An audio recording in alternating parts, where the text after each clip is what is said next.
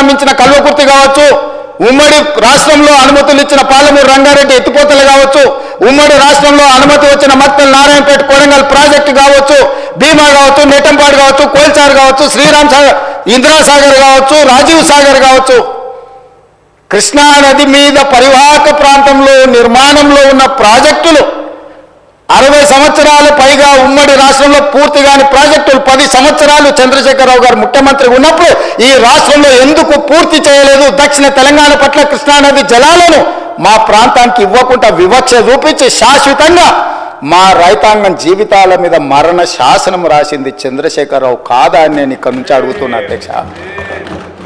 ఇవాళ ప్రతిపక్ష నాయకుడు వచ్చి ఇక్కడ కూర్చుంటుంటే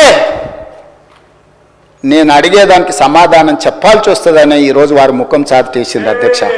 అధ్యక్ష ఇప్పుడే లెక్కలు ఇచ్చిండ్రు అధ్యక్ష. చంద్రశేఖరరావు గారు ప్రతిపక్ష నాయకుడు అధ్యక్ష. ప్రతిపక్ష నాయకుడుగా ఇప్పటివరకు వారి శాసనసభకు వచ్చింది 2 సార్లు అధ్యక్ష.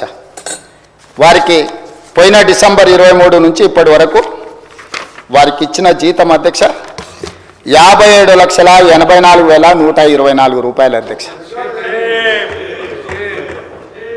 శాసనసభ్యుడిగా ప్రతిపక్ష నాయకుడిగా డిసెంబర్ 1, 2023 నుంచి ఫిబ్రవరి 28, 2025 వరకు ఈ దాదాపుగా 15 నెలలలో వాళ్ళు తీసుకున్న ప్రభుత్వం సొమ్ము జీత భత్యాలు, శాసనసభ్యులు కూడా ప్రభుత్వ ఉద్యోగ అధ్యక్ష తమకు తెలుసు కదా, సుప్రీంకోర్టు తీర్పిచ్చింది. వారు 57,84,124 రూపాయలు జీత భత్యాలు తీసుకున్నారు అధ్యక్ష. 2 సార్లు ఇక్కడికి వచ్చింది, ఇప్పటి వరకు ఎక్కడికి వెళ్ళలేదు అధ్యక్ష.